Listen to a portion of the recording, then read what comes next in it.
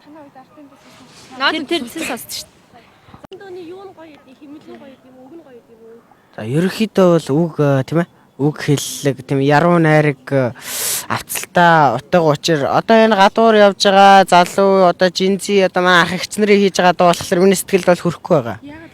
За яагаад гэвэл ашиглаж байгаа үг хэллэг болно одоо тэр авж байгаа зураг авал тэр ерөнхийдөө ер нь таалагддаг юм аа. Үеч хүүхдүүдтэй чамайг артын тус сонсдог гэхээр юу гэж хэлж байна? Юу гэж хэлж байна? Зүгээр шүү дээ. Яг ч шүү дээ. Одоо найзуудаа санал болгодог уу?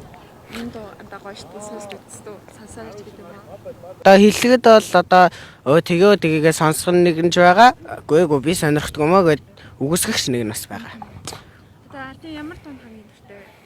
Одоо зохиолын дуу, аав ээж, адуу мал тийм дуу байгаа шүү дээ зөндөө.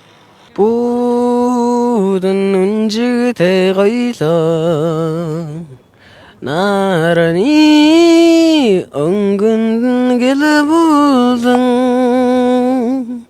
боргосон хуурын татлаганд наадам дэглээд бүжиглээ. За баярлалаа.